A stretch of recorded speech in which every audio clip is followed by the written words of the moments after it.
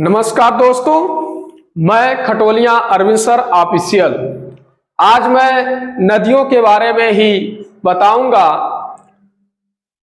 तो सबसे पहले हम ये जानने की कोशिश करते हैं कि जो हिमालय से निकलने वाली नदियां हैं वो क्या होती हैं।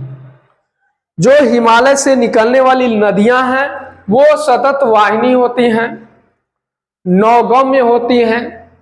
अब सतत वाहिनी क्यों होती हैं? जो हिमालय से निकलने वाली नदियां हैं ये सतत वाहिनी क्यों होती हैं? क्योंकि आप जानते हैं हिमालय पे बर्फ पाया जाता है। यह जब बर्फ पिघलता है तो पिघल करके वह नदियों में चला जाता है, इसीलिए यहाँ की नदियां सतत वाहिनी होती है। आगे हम ये भी जानेंगे कि क्या नदियां ग्लेशियर से निकलती हैं। तो आपने ऐसा अगर सोचा है तो बिल्कुल सही है। जो नदियां हैं ये ग्लेशियर से निकलती हैं। जब ये ग्लेशियर पिघलते हैं तो पानी नदियों में चला जाता है। इसके बाद हम ये देखेंगे कि जो भी आकार की घाटी है वो कब बनता है, जो लंबवत आकार की घाटी है वो कैसे बनती है। तो आप देखिएगा कि जब आप देखते हैं कि भारत की तरफ जब आती है नदियां, हिमालय से जो नदी निकलती है वो तो आप देखेंगे तो वहां तिब्बत की तरफ उनका ढाल क्या होता है, मंद होता है। ये जो नदियां हैं जब ये यहां से निकलती हैं तिब्बत के पठार से, तो तिब्बत के पठार से जैसे निकल करके भारत में प्रवेश करती हैं तो यहां पे आप देखेंगे कि भारत में आने के बाद इनका ढाल जो है तीव्र हो जाता है। ढाल क्या होता है, तीव्र हो जाता है और तिब्बत का ढाल मंद पड़ जाता है।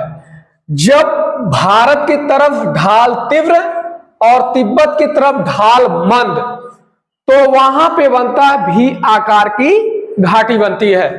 तो भी आकार की घाटी बनने के लिए दो परिस्थितियां विद्यमान होना जरूरी है। पहली क्या कि तो ढाल आपका एक तरफ तीव्र होना चाहिए और दूसरी तरफ क्या होना चाहिए, मंद होना चाहिए, यानी ऐसे और ऐसे। जब ये एक तरफ देखिए ये ऐसे बनती है तो आप देखेंगे कि एक तरफ ढाल जो है तीव्र होता है ऐसे और एक तरफ मंद होता है ऐसे। आप देख रहे हैं ना ऐसे, तो ये भी आकार की घाटी बनाती है। इसके बाद जब नदी का वेग अत्यंत तीव्र हो, यानी जब वेग अधिक होता है नदी का, तब वो लंबवत आकार की घाटी का निर्माण करती है। अक्सर लोग पूछते हैं कि भी आकार की घाटी कब बनती है। जब नदी का वेग एक तरफ तीव्र हो और दूसरी तरफ मंद हो तो वहां पे भी आकार की घाटी बनती है। लंबवत आकार की घाटी कब बनती है, जब नदी का वेग अत्यंत तीव्र हो तो वहां पे लंबवत आकार की घाटी बनती है। आइए हम जानने की कोशिश करते हैं कि जो हमारा पहली नदी है वो है सिंधु। सिंधु नदी निकलती कहां से है, हमें इसी के बारे में जानना है कि सिंधु नदी कहां से निकलती है। तो जो सिंधु नदी है वो गोखूर झील यानी कैलाश पर्वत का उत्तरी भाग होता है गोखूर झील। कैलाश पर्वत का उत्तरी ढाल क्या है, गोखूर झील है। और गोखूर झील के पास ही मानसरोवर है। मानसरोवर है, यहीं से सिंधु नदी निकलती है। और जब यहीं से सिंधु नदी निकलती है तो सीधा और सीधा ये किस तरफ बहती है, उत्तर की तरफ बहना शुरू करती है। जो उत्तरी तिब्बती क्षेत्र है उस क्षेत्र की तरफ ये बहना शुरू करती है और यह इंडस में प्रवेश करती है। इंडस कहने का मतलब जो सिंध वाला इलाका है, जो आप देख रहे हैं सिंध प्रांत है, इस सिंध प्रांत में सिंधु नदी प्रवेश करती है।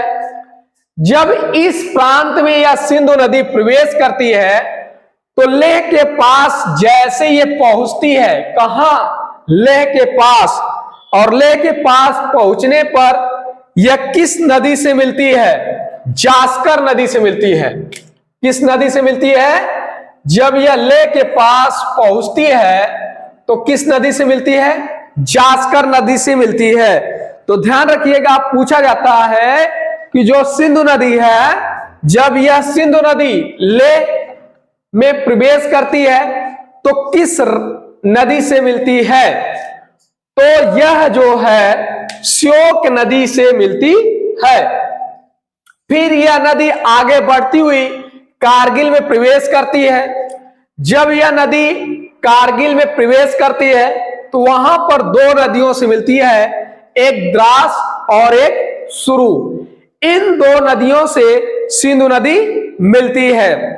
आइए हम जानने की कोशिश करते हैं आगे कि द्रास और सुरु ये क्या है? ये दो नदियां हैं। फिर वहां पे एक वैली आप देखेंगे जिसका नाम नुब्रा। क्या नाम है? नुब्रा वैली। ये जो नुब्रा वैली है वहां पर व्हाइट सैंड पाए जाते हैं। क्या पाए जाते हैं? White sand. जब रात के समय आप इस इलाके में यात्रा करेंगे तो वहां का माहौल चांदनी जैसा प्रतीत होगा। अब वहां का माहौल चांदनी जैसा प्रतीत क्यों होता है? क्योंकि नुब्रा वैली में व्हाइट सैंड पाए जाते हैं। नुब्रा वैली में व्हाइट सैंड पाए जाते हैं, इसलिए नुब्रा वैली की जगह रात के समय चांदनी के जैसे मालूम पड़ती है।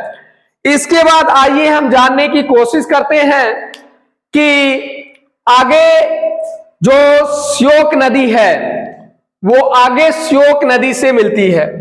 तो जो श्योक नदी है वो सिंधु से आके मिल जाती है।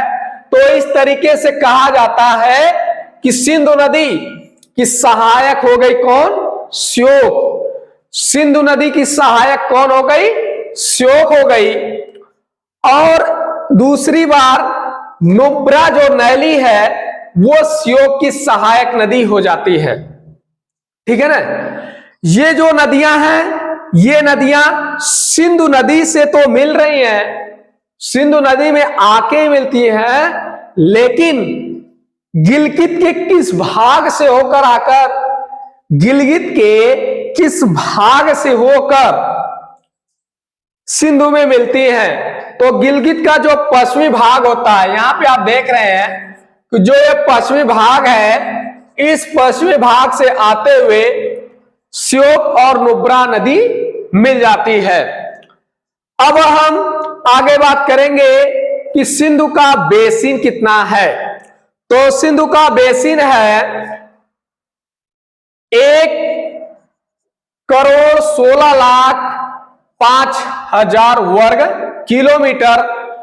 और भारत में इसका बेसिन कितना है? 32,284 वर्ग किलोमीटर है। कितना है? 32,284 वर्ग किलोमीटर बेसिन केवल और केवल किसमें है? भारत में है। अब पूछा यह जाता है कि भारत का वह कौन सा राज्य है जहां पर सिंधु का बेसिन पाया जाता है? तो सिंधु का बेसिन कहां पर पाया जाता है? तो सिंधु का बेसिन जम्मू कश्मीर, हिमाचल प्रदेश, पंजाब, राजस्थान, हरियाणा, चंडीगढ़, इन जैसे राज्यों में सिंधु का बेसिन पाया जाता है। इसके बाद आप देखेंगे कि जो आगे पूछा यही जाता है कि बताइए सिंधु की लंबाई कुल कितनी है? तो सिंधु की लंबाई जो है वो 2,880 किलोमीटर है। सिंधु की लंबाई कितनी है? 2,880 किलोमीटर है। भारत की बात करेंगे कि भारत में सिंधु की लंबाई कितनी है? तो भारत में सिंधु की लंबाई 709 किलोमीटर है। भारत में सिंधु की लंबाई कितनी है? 709 किलोमीटर है। अब इसके बाद आइए हम बात करते हैं कि बताइए ये जो सिंधु नदी है ये कब पाकिस्तान में प्रवेश करती है? तो जो सिंधु नदी है आप देख रहे हैं कि जम्मू कश्मीर में प्रवेश तो करती है, फिर जम्मू कश्मीर के बाद पीओके में प्रवेश करती है, फिर नंगा पर्वत के पास पहुंचते हुए यह लाहौर के पास पहुंचती है और वहां पे डेल्टा का निर्माण करते हुए अरब सागर में गिर जाती है। तो नंगा पर्वत के बाद ही सिंधु नदी पाकिस्तान में प्रवेश करती है। इसके बाद आपसे एक और चर्चा करना जरूरी है कि वो है सिंधु जल समझौता। सिंधु जल समझौता। आप कहेंगे कि ये सर ये सिंधु जल समझौता क्या है? तो सिंधु जल समझौता 1960 में हुआ था। सिंधु जल समझौता कब हुआ था? सिंधु जल समझौता जो है 1960 में हुआ था। अब यह सिंधु जल समझौता क्या है? तो सिंधु जल समझौता एक प्रकार का जो है डैम है। मतलब आप किस नदी पर डैम बना सकते हैं, किस नदी का पानी आप यूज कर सकते हैं, तो कितना आप यूज कर सकते हैं, इसके लिए बात की गई थी। तो यहां पे जो सिंधु जल समझौता हुआ था वो 1960 में हुआ था। कब हुआ था? 1960 में हुआ था। तो जब 1960 में हुआ तो आप किस नदी का पानी यूज कर सकते हैं? तो इस समझौते के मुताबिक जो 80% जल है वो 80% जल पाकिस्तान यूज कर सकता है। किन नदियों का यूज कर सकता है? तो पाकिस्तान जो है वो सिंधु, झेलम, चिनाब, कौन कौन सी नदी है? सिंधु, झेलम, चिनाब। ये जो सिंधु, झेलम, चिनाब नदी है इसका हम केवल और केवल 80% पानी प्रयोग में ला सकते हैं। बाकी जो 20% बचता है वो भारत प्रयोग में ला सकता है। सिंधु नदी, झेलम, चेनाब के बाद बचता आपका कौन सी नदी? बचता रावी, ब्यास, सतलज। ये पाकिस्तान जो है इसको प्रयोग कर सकता है। 80% भारत प्रयोग कर सकता है। फिर इसके बाद रावी, ब्यास, सतलज, इसका जो है 80% जल भारत यूज कर सकता है और 20% जल कौन यूज कर सकता है? पाकिस्तान यूज कर सकता है। तो सिंधु जल समझौता 1960 में हुआ था। आप इसको पढ़िए और नोट्स बनाइए। कंपटीशन के लिए महत्वपूर्ण क्लास है। हम आपको उत्तर पर्वतीय क्षेत्र के को एकदम पढ़ा दिए हैं, उसको खत्म करके अब हम यहां से नदियों की शुरुआत कर रहे हैं। तो आज हम पहली नदी सिंधु नदी के बारे में पढ़ लिए हैं। तो जो भी और सिंधु नदी में बसता है उसको हम बताएंगे। आप इसका नोट्स बढ़िया से बनाइए ताकि कंपटीशन में आपको कहीं भी प्रश्न हल करने में दिक्कत ना हो। आज के लिए इतना ही, फिर मिलेंगे।